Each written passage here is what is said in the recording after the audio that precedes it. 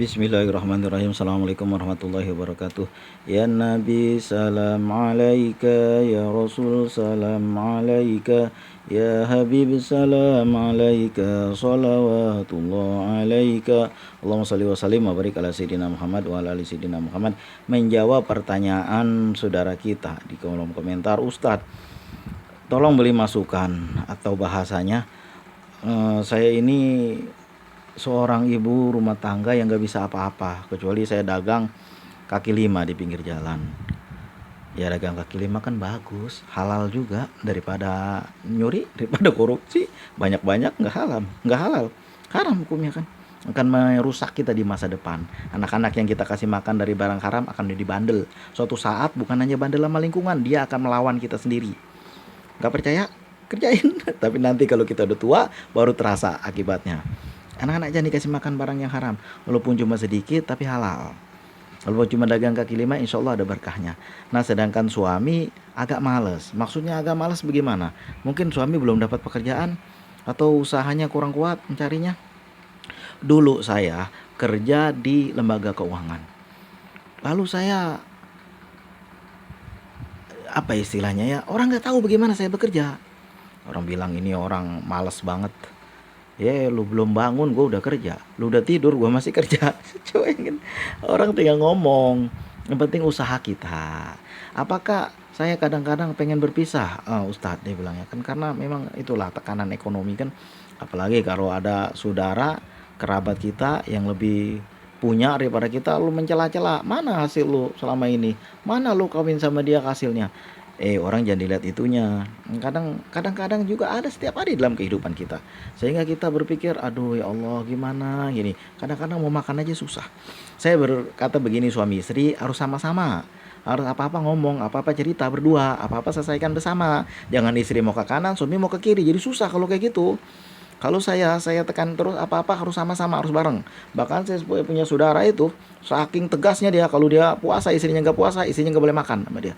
Harus sama-sama ngerasain susah. Nah itu saya rasa itu ada benernya juga. Jangan suaminya kesusahan, istrinya ketawa-ketawa, itu yang nggak boleh. Dan kalau suami punya, jangan lupa memberi kepada istri adalah, kepada keluarga adalah sodako yang paling bagus. Wal akrobin, dan kerabat-kerabat dekat. Nah, saudara-saudara kita nih, pertama dulu keluarga dulu, istri dulu kan orang yang dekat dengan saya, dengan kita, lalu anak-anak kita kan, lalu orang tua kita, lalu kerabat-kerabat kita. Nah begitulah bersodako. Lalu tetangga sekitarnya, lalu keluar dari lingkungan. Nah itu sodako seharusnya. Kalau sama keluarga sama istri aja pelit ya susah. Biasanya kalau bapak-bapak wajib memang untuk beri nafkah keluarga, wajib, nggak ada malas-malas, itu harus gerak semua, harus kerja. Ustadz kerja belum ada.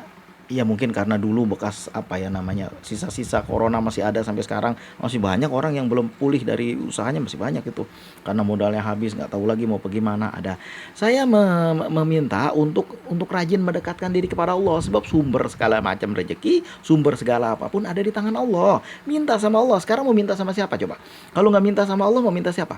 Mau minta sama lembaga keuangan, riba yang ada. Mereka kan nggak mungkin ngasih kita nih ambil aja, yang apa namanya pun tetap harus ada gantinya, harus bayar, dan harus jaminannya, harus ada boroknya. Dan jangan lupa itu semuanya kalau riba akan menyusahkan kita di masa depan. Barusan saya baca orang, ya betul, saya udah ngerasain riba itu bikin susah, bikin gelisah, bikin rezeki sempit, bikin anak-anak jadi bandel. Emang ya begitu.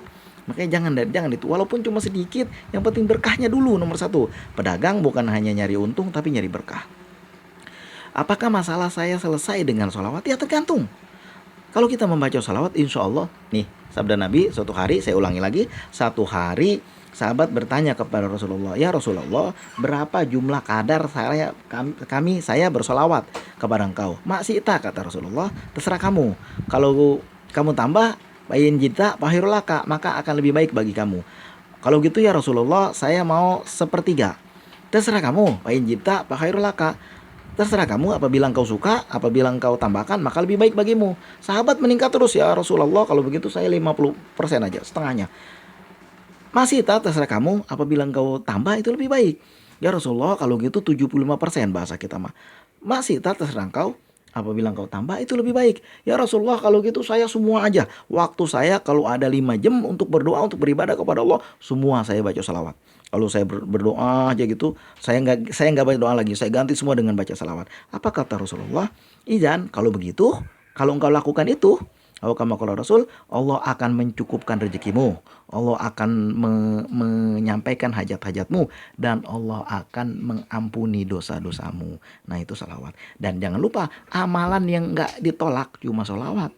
Ibadah kita yang lain bisa jadi ditolak kalau kita ria, kita sum'ah, kita takabur, kita pamer-pamer. Wah ibadah gua begini begitu, itu bisa ditolak. Tapi kalau salawat tidak ditolak, karena Allah yang berselawat bukan kita. Kita cuma meminta aja.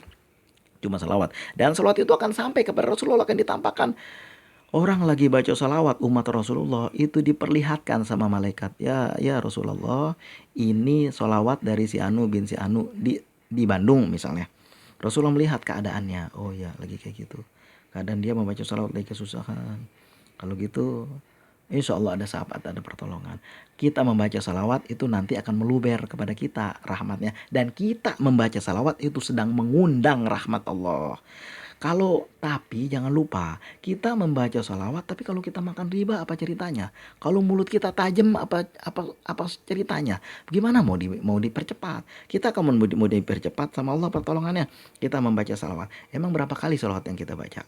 Kalau baca salawat Jibril, baca aja 50.000 kali. 50.000 kali sekali semalam, usahakan sampai 30.000 kali minimal. Ya jangan cuma 1.000, bacanya salawat Jibril kan gampang. Sallallahu ala Muhammad, sallallahu ala Muhammad, kan gampang. Kapan aja kerjakan, asal jangan di tempat najis, di WC, di kamar mandi, jangan. Di mana aja kerjakan. Lalu salawat Nabi, dulu ada orang yang utangnya udah banyak banget, ada ratusan juta, dia udah nggak tahu lagi mau bayar apa gimana, aset udah nggak punya, duit udah nggak ada, makan aja susah, gimana cara bayar coba. Lalu dia nggak tahu lagi gimana caranya. Dia memohon kepada Allah. Lalu membaca salawat Nabi, Allahumma sholli ala Sayyidina Muhammad wa ala ali Sayyidina Muhammad setiap hari. Sehari dia baca berapa? 25.000 kali. Alhamdulillah pertolongan Allah datang. Ada orang yang itu pertolongan Allah datang sehingga dia hidupnya menjadi mapan. Ada orang yang hidupnya udah sulit banget, udah kesusahan banget. Satu hari dia mengamalkan salawat. Lalu dia duduk di sebuah masjid. Lalu setiap hari diamalkan. Kalau nggak salah dalam waktu 40 hari diamalkan. Pada hari-hari setelah 40 hari ya belum ada pertolongan. Lalu diamalkan lagi. Pada setengahnya dari 40 hari kedua, datang orang sholat di situ. Dia tanya, "Pak, Bapak dari mana?" "Assalamualaikum Pak." "Kenalan." "Waalaikumsalam." "Bapak dari mana?" "Saya dari kampung ini." Kalau nggak salah saya Tasikmalaya. Kalau nggak salah saya ya. Saya lupa karena ceritanya udah lama. Pak, di daerah situ ada nggak yang mau jual tanah? Saya butuh tanah di daerah situ, katanya kan. Oh nanti kalau ada saya sampaikan, tinggalkan nomor telepon Bapak. Lalu beberapa hari kemudian dengan kehendak Allah ada orang yang mau jual tanah. Ya begitu juga kenalan. Pak, di daerah itu ada nggak sih orang yang mau beli tanah? Di mana Bapak tempatnya? Di kampung itu juga. Oh nanti saya hubungkan ada. Alhamdulillah. Itu beliau nggak cerita kisahnya bagaimana, yang penting dapat komisi sampai puluh juta, bahkan ratus juta katanya. Nah itulah berkah membaca salat. Allah datengin, caranya jangan tanya, karena Allah maha membuat, karena Allah maha mendatangkan. Kalau ibu berjualan kaki lima, saya sarankan nih untuk mengerjakan sholat duha setiap hari, setiap pagi. Kerjakan 8 rakaat, 6 rakaat paling dikit. 8 rakaat, 6 rakaat paling dikit, kalau jempol 12 rakaat. Malam-malam tahajud bangun, minta kepada Allah, "Wahai hamba-hambaku, wahai Bani Adam, apabila engkau ada kesulitan datang sekarang, minta kepada aku akan mengabulkan. Wa minal laili fatahajjad bihi nafilatan laka." Ibu bangun tahajud, mohon kepada Allah. Ada orang yang rajin bener salat tahajud, memohon kepada Allah. Alhamdulillah. Ya saya bahasa karo buka maqamah mahmudah, Allah angkat derajatnya, Allah jaga itu dia dari kehinaan dunia, dari kehinaan-kehinaan yang akibat dari ya kondisi-kondisi dunia lah. Jadi menjadi miskin, jadi susah. Itu Allah selamatkan dari itu. Nah, pada waktu tahajud itu membacalah sholawat. Sholat apa yang dibaca Bang? Coba baca sholawat Fatih, karena ada Allahumma sholli wa sallim ala Sayyidina Muhammadinil Fatih, dan seterusnya itu. Cari aja di Google nanti ada.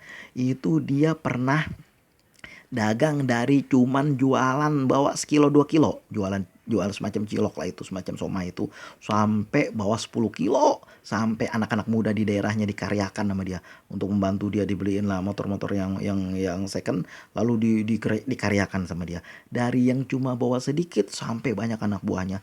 Lihat kata dia, di rumah saya yang tadinya nggak ada apa-apa, ini liatin semua. Dan dia nggak sholat tahajud, tiap malam dia sholat tahajud. Dan selalu dia baca sholawat itu. Baca sholawat itu sholawat pati minimal 100 kali baca. Saya udah pernah ngalamin berkali-kali, itu kisah orang. Kisah saya sendiri, saya udah pernah mengalamin berkali-kali apa itu. Ketika jangankan, ya jangan lihat sekarang, ini kisah dulu. Jangankan untuk yang lain, untuk makan aja nggak ada. Bayangin coba. Bahkan sampai sampai kosong sama sekali tengah hari itu dan kami menahan lapar rame-rame. Lalu saya dari pagi emang udah membaca kalimat ini nih. Ya Allah, ya Wahab, ya Rojak. Ya Allah, ya Wahab, ya Rojak. Ya Allah, ya Wahab, ya Rojak. Itu saya baca 10.000 kali. Alhamdulillah udah tengah malam kawan WA. Tolong minta nomor rekening. Maaf, Ana baru sempet ini. Tolong minta nomor rekening, dikasih sama dia duit. Malam itu juga bisa makan. Dan bukan satu biji, banyak banget kisah-kisah ketika saya udah dapat pekerjaan pun waktu itu kenapa bisa jadi kayak gitu, saya keluar dari pekerjaan saya nggak mau lagi, saya merasa pekerjaan itu nggak sesuai dengan saya. Nah itu makanya terjadi berbulan-bulan itu bahkan tahun sampai terjadi kayak gitu. Nah itulah makanya sesuatu yang kagak ada wasilahnya aja Allah datengin wasilahnya. Apalagi ibu yang ada wasilahnya jualan. Walaupun jualan kaki lima yang penting berkah. Kita baca sholawat, kita baca itu Allahumma sholli ya Allah ya Wahab ya Rojak, dibaca. Dan habis maghrib, nah ini yang penting juga, yang udah saya rasakan nih, 3 ini. Pertama sholawat, yang udah saya rasain bener-bener ketika saya, waktu itu saya kan anak saya, udah gak bisa sekolah lagi karena kendaraan gak ada. Saya datang melapor ke ibu, ke apa guru BP, itu pulangnya malah dikasih uang yang gak pernah saya pikir sama sekali tuh. Saya cuma mau melapor anak gak bisa sekolah. Kemudian itu beasiswa mulai saat itu dipancarkan terus ke anak. Nah, sehingga dapat beberapa kali dapat beasiswa. Asal ada beasiswa langsung anak dibawa dimasukkan namanya. Nah, selalu dapat itu. Dan lalu satu hari ya saya cerita lagi ini cuma udah 11 menit ini. Saya cerita suatu hari saya bulan puasa ya, dari pagi saya di rumah. Waktu itu ketika kondisi saya nggak kerja, karena saya keluar dari pekerjaan saya dengan cara pokoknya gue keluar aja, gue nggak mau di sini. Allah akan tunjukkan nanti jalannya. Padahal pendapatannya banyak, tapi saya nggak mau lagi karena saya menghitung itu riba dan saya nggak mau. Lalu itu pun saya keluar dari situ akibat saya membaca salawat banyak sekali itu saya baca itu. Akibatnya saya keluar dari situ. Pokoknya saya udah kagak mau di situ. Itu berkah dari membaca salawat. Tapi akibatnya ekonomi saya borat-marit. Lah setelah itu dari pagi, 1 bulan puasa dari satu pagi istri udah bilang, bang nanti sore belum tentu ada makanan. Dia insya Allah ada kata saya. Jam 12 jam habis johor kan jam 1. Istri saya udah bilang, bang kita belanja apa? Ya Allah masih jam 1 ribut amat sih. Insya Allah ada nanti. Lalu udah asar. Istri saya bilang, bang belanja kagak nih, udah asar belum masak apa-apa. Insya Allah nanti habis asar kata saya begitu kan. Padahal duit kagak ada di kantong saya. Terus saya membaca sholat Jibril saya baca hari itu. Sholat Jibril dan saya membaca surat Al-Waqiah itu. Lalu habis sembahyang asar tuh datang tok tok tok, saya lagi baca sholawat, tok tok tok, assalamualaikum, waalaikumsalam. Ternyata kawan saya dari polisi syariah. Dia bilang dia terburu-buru dari kantor mau nengokin saya. Habis itu dia bilang saya nggak lama-lama kata dia kan. Dia salamin saya pulang terus lah kata dia. Lah mau ngapain kok bentar doang? Cuma mau nengokin kata dia kan. Dia salamin saya, ini saya barusan dapat duit. Dia kasih 350.000 pada hari itu. Masya Allah banyak banget. Lalu dia buru-buru pulang. Dia bilang saya mau ke kantor lagi karena pakai mobil kantor, cuma mau kemari aja. Saya barusan tadi dapat gaji, dapat pemasukan, lalu saya teringat saya kemari. Coba tuh. Habis itu udah menjar saya bilang udah ada nih belanja nih, udah dibilang tadi. Siapa tadi? Itu kawan. Udah nih belanja nih. Habis itu baru mau berangkat belanja, datang tetangga satu pada nganterin makanan, sampai meja makan penuh, duit kagak kepake. Itu baru segitu, masih banyak banget lagi. Itu baru sholawat apa yang saya baca, sholawat Jibril. Belum keajaiban surat Al-Waqiah. Banyaknya nggak bisa saya ceritakan di sini. Itu lihat aja dah di channel di video-video saya dalam channel ini. Nah itulah banyak banget berkahnya. Yang penting kita dekat sama Allah. Jadi saya sarankan ibu untuk melakukan sholat duha, sholat tahajud, membaca sholawat yang banyak.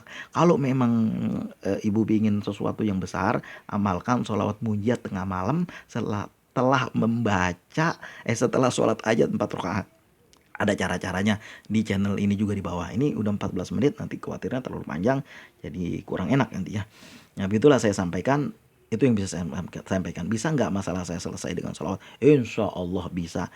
Orang yang baca sholawat sebagaimana disabdakan oleh Rasul, Allah akan mencukupkan rezekinya, Allah akan menyampaikan cita-citanya, dan Allah akan menghapus dosa-dosanya. Yang penting walaupun amalan kita sedikit, nggak banyak, cuma beberapa biji aja, tapi yakinnya 100%.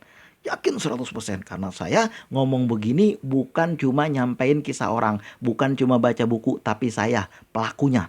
Saya udah ngerasain berkali-kali. Bagaimana waktu bulan puasa bayar kontrakan tinggal beberapa jam lagi. Tinggal berapa jam lagi itu? Alhamdulillah jam 12 teng. Itu kisah lengkapnya ada di channel ini juga. Jam 12 teng saya dapat 8,5 juta.